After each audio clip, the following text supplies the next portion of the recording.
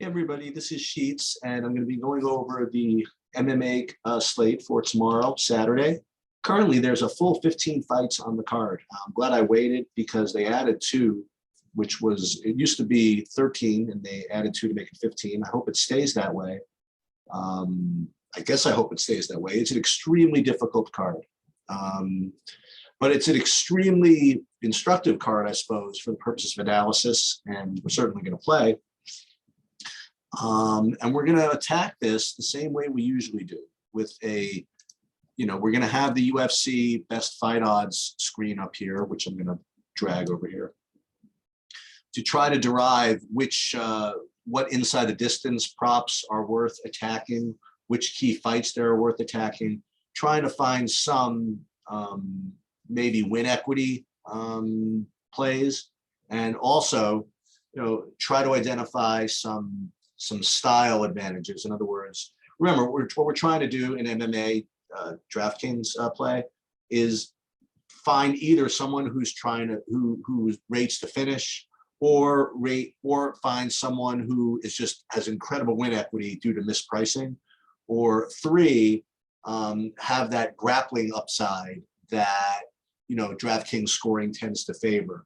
And all of this with the idea of looking for a win condition. In other words, we're not going to presume that we know more than Vegas with respect to these guys' odds or these gals' odds of winning, but we want to make sure that when they do win, that it's likely that they score in a way that's favorable to us. Okay. So first thing I guess we should do is to get out of the way, which the key fights in general. As usual, the main event rates to be a fight that we really want to target. The pricing is very, very favorable in that, you have an 8,400 and 7,800 price setup, and you give these guys 5 rounds, they're just going to get there. I mean, the winner of this fight is just very, very likely to make the optimal. Now, I will say that with 15 fights to work with, the odds that, that this makes the optimal goes down a little bit, because it's not as if this is a complete smash spot for either side with respect to scoring goes. You have Font, who's a striker, and Aldo, who is, can mix some takedowns in, but he's primarily a striker, and it doesn't look like this rates to finish. So you are looking at a situation where you're just hoping the 5 rounds is enough, and it usually is. I mean, you usually are going to get 90 plus out of these guys, even if it goes to a decision. But as I was saying, with 15 fights, it just becomes that much more likely that there's a bunch of finishes that you have to compete with. It's possible that you get 6 other fights that the winner is more than 100 points. However, it's going to be tough to get all of those guys in with salary the way it is. So that's the thing. I mean, that's what makes this fight just so strong. So I'm presuming that this fight, you're probably going to want to target most, if not all, of your lineups. The other key fights from, just inside the distance prop perspective, number one is going to be Jimmy Croot versus Jamal Hill. This is about pick'em to go to finish inside the first round and a half. So we're going to want to attack that fight, and we're probably going to want to attack both sides. We'll get to that in a little bit. The other one, let me just make sure this week's fight. No, not really the week's fight, but where is it? Yeah, so the William Knight Menefield fight. This one, again, is pretty close to pick'em. Not quite, but pretty close to pick'em to finish in the first round and a half.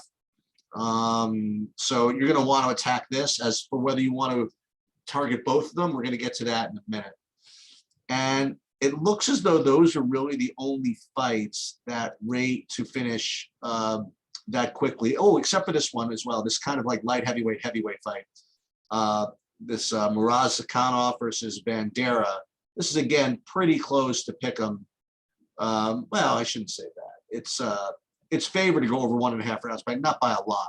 It's certainly 2-to-1 favorite or so to finish at some point. So this is a fight you're going to want to look at. But again, depending on pricing, which side you take is going to be important also. Do you want to attack both sides? You want to just take the favorite? You just want to take the underdog? Whatever. So those are the key fights that you want to look at.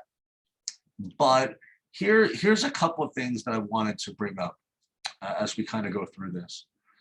So I want to start by saying that all underdogs are not created equal. And I'm going to say it, I say it this way. Let's look at, for example, this Jake Matthews versus Jeremiah Wells fight, okay? This fight does not necessarily rate to finish, that quickly, but it is pick 'em to go, to finish at some point. Here's something that you want to look at, though, which I think is very, very relevant.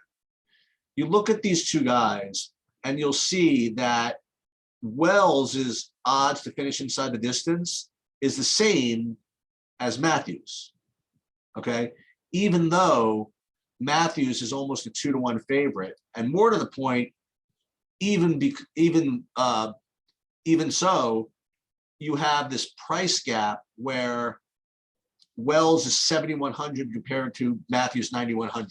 Okay, and the reason for that is according to the odds, if Wells wins, it's not most likely, but it's very likely that it's a finish of some kind.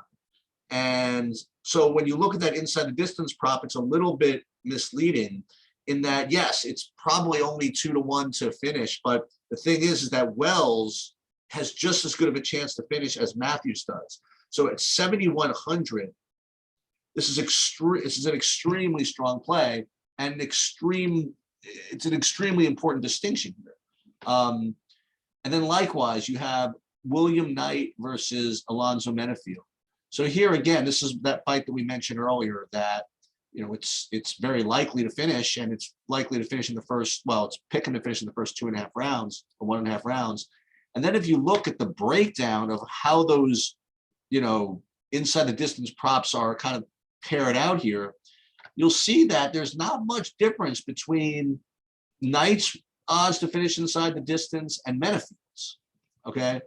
So the point is that if there's not that much difference between both these fighters' odds to finish inside the distance, the better option is probably going to be the William Knight side, right? Because of his pricing. He's going to be 7,500 compared to 8,700. Now, even though it's more likely that Menefield wins, remember, we're trying for ceiling here. I mean, you're not going to look. I promise you, is that if Menefield wins and doesn't finish, you're not winning. You're just not winning in a GPP. Okay. So why would you play him as opposed to Knight, where the odds of Knight finishing is basically the same as Menefield finishing, but here you're getting 7,500. And if Knight wins without it going inside, without finishing, you got a chance to finish to make the optimal anyway. So I do feel as though Knight is a stronger GPP play than Menefield. And likewise, I feel as though, what's his name? What was this other fight that we literally just talked about? Wells is an extremely strong play at 7,100. Now let's look at this Croot Hill fight. Now, Croot versus Hill, again, you have, really, really strong inside the distance prop. But here it's a little different because I'm looking at this. It says Croot winning inside the distance is basically a pick'em, where Hill winning inside the distance is plus 200. So it is twice as likely that Croot wins inside the distance as Hill. That doesn't mean that Hill is a bad play. I just mean that in this spot, I'm not leaning the underdog, right? In this spot, in this fight, I'll probably get some of both sides, some of Croot and some of Hill. And so if I had to prioritize in the fights that we just discussed, I would probably go balanced Croot Hill, definitely play Wells, play none of Matthews. And then with Knight Menefield, while I might play some Menefield, I think I'm going to play just as much of William Knight.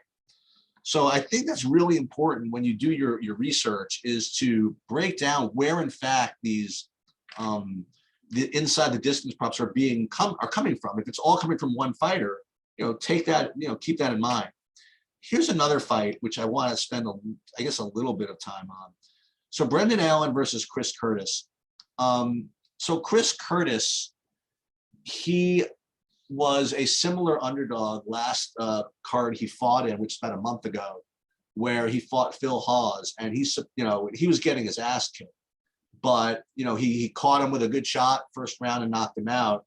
And they're reeling him right back again. And I feel as though he's going to get, a decent amount of respect here. I mean, people like playing this guy, and they saw what happened last time.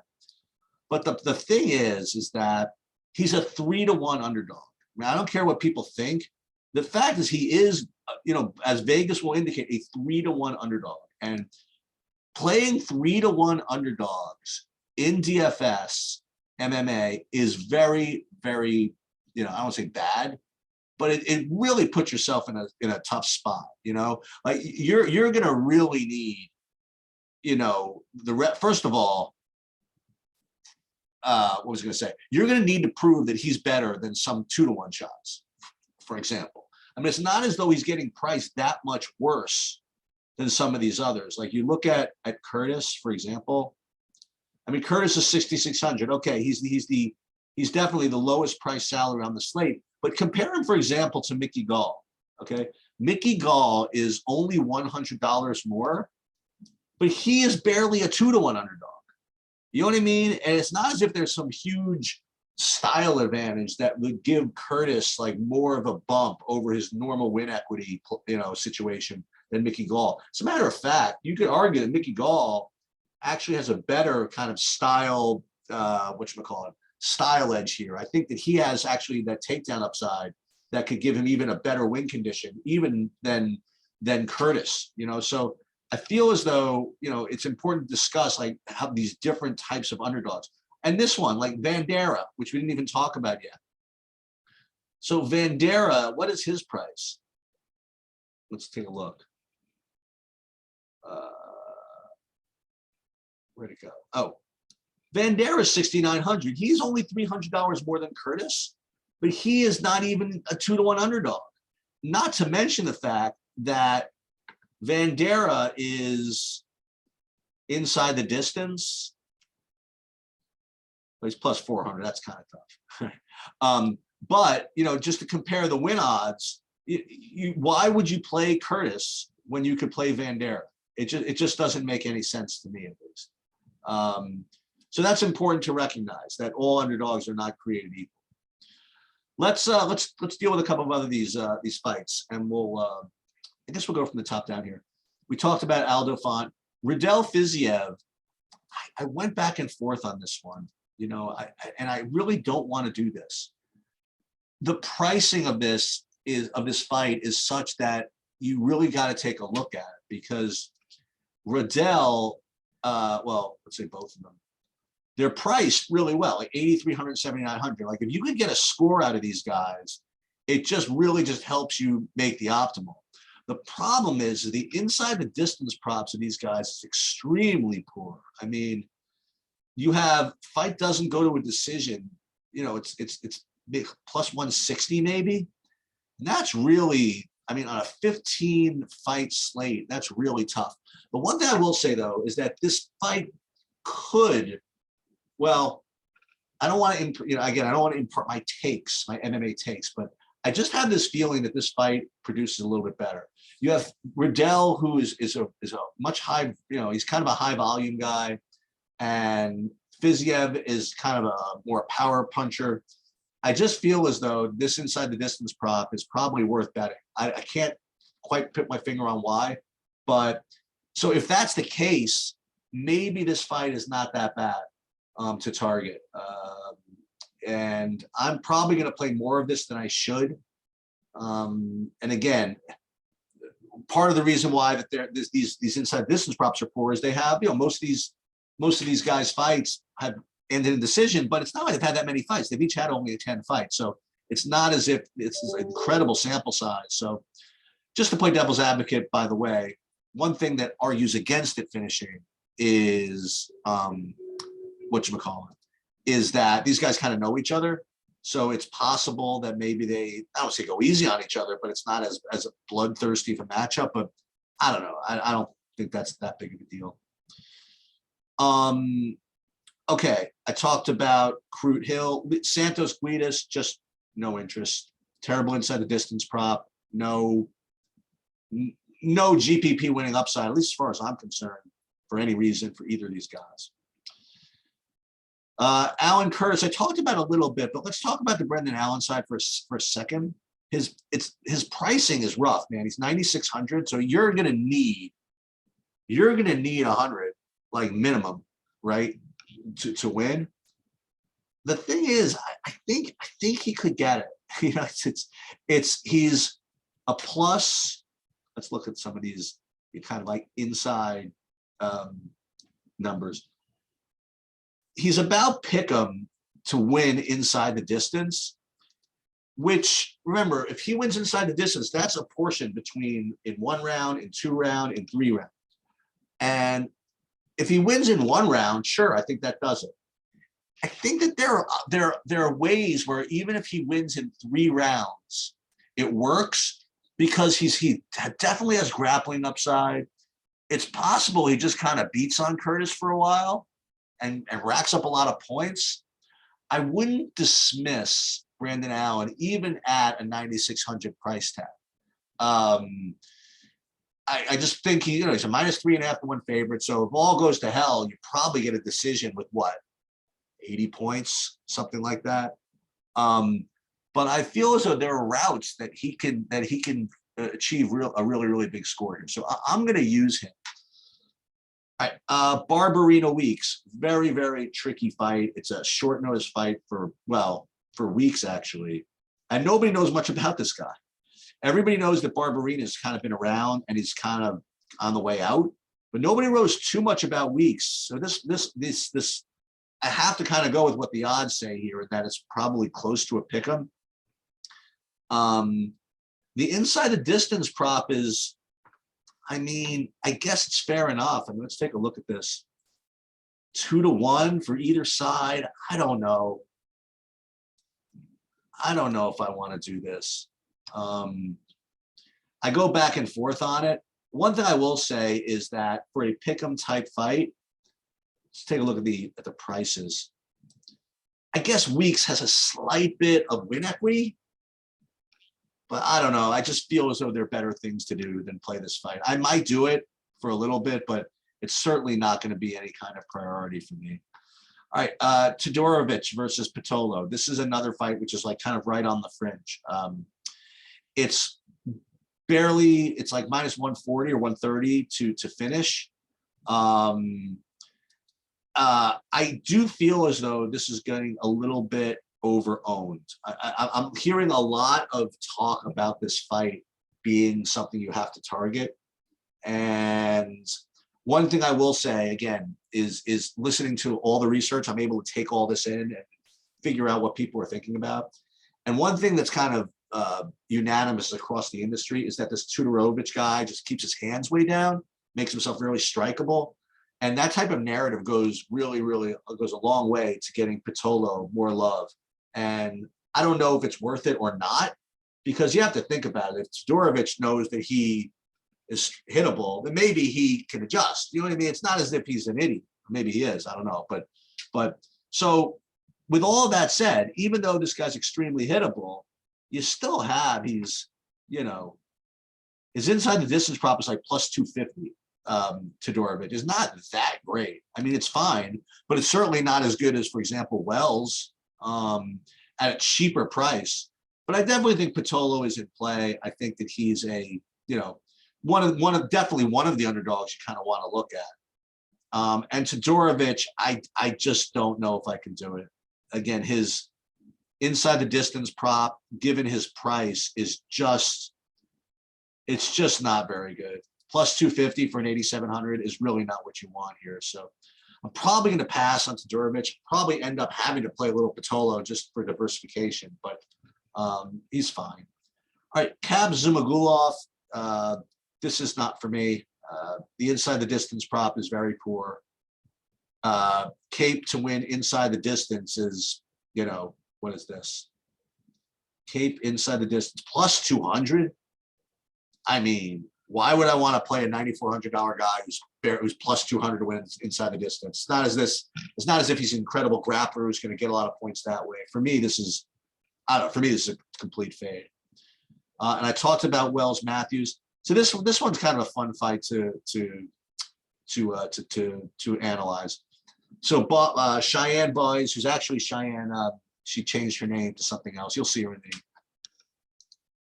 in the board here. Vismus, getting divorced from JP Buys, I suppose. So this Cheyenne Buys, she's a great story to look into. She was a 3-1 favorite 2 fights ago to somebody who basically gave her like a headlock throw like 10 times, and Bias just couldn't handle it and just lost, and then went freaking on tilt and basically challenged her that she was going to meet her in the parking lot and follow her home after the fight. So she was kind of nuts. And then she came fighting back like a couple of weeks later, and she won in about 30 seconds, 45 seconds. And she had an incredibly emotional press conference. You can look at this. She was basically dead broke, and they were like having to sell all her stuff or something like that. And she needed this win to avoid being completely broke. I mean, it was made me want to cry for like the whole industry, actually. In any case, good for her. And then she just got COVID. And she's been posting on Instagram how she hasn't even recovered yet. She doesn't even know why she's fighting, but she's going to show up anyway.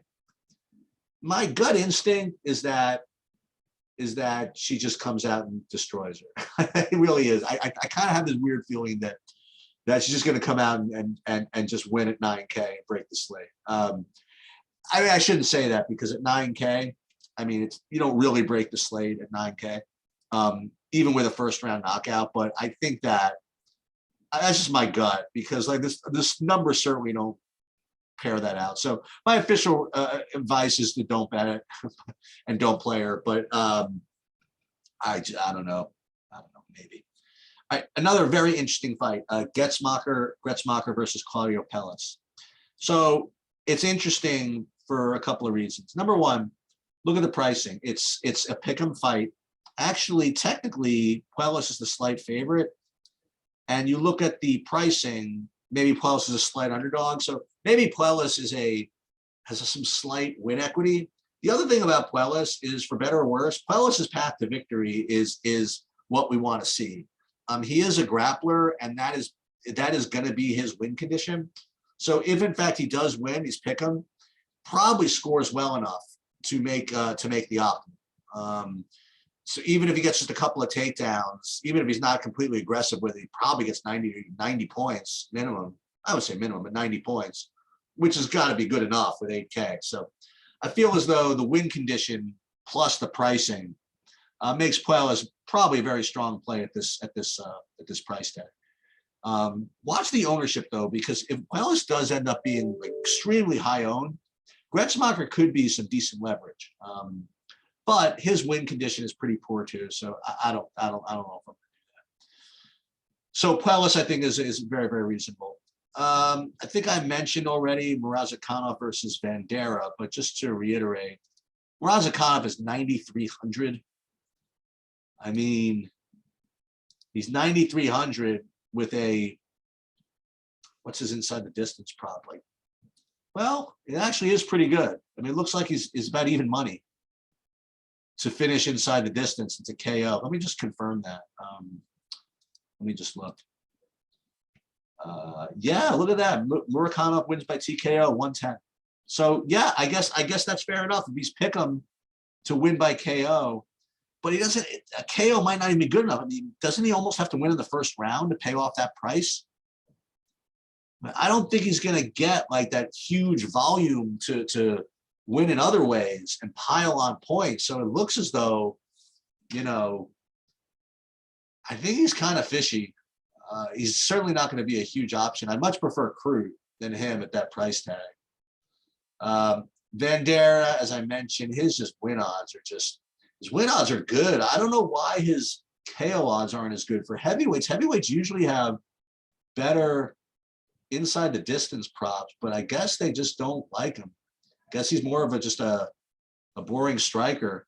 So I might play him anyway, just because, again, with this at plus 170, he's only 60 something hundred. If he wins, that's probably good enough. Or is it? I don't know, man. If he doesn't finish him, I've seen these heavyweight fights just not deliver.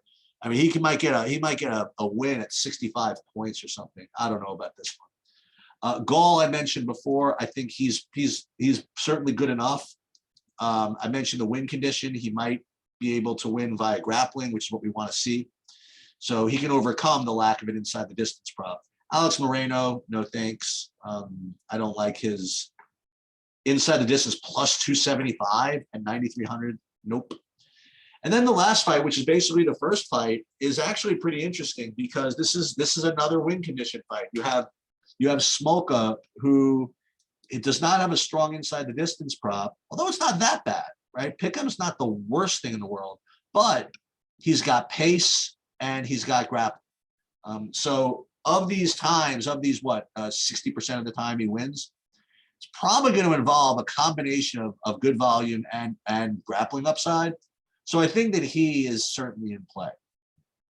So Morales, unfortunately, is on the other side of this. He's a striker without much upside, without much inside the distance prop. So I don't really like him in this spot.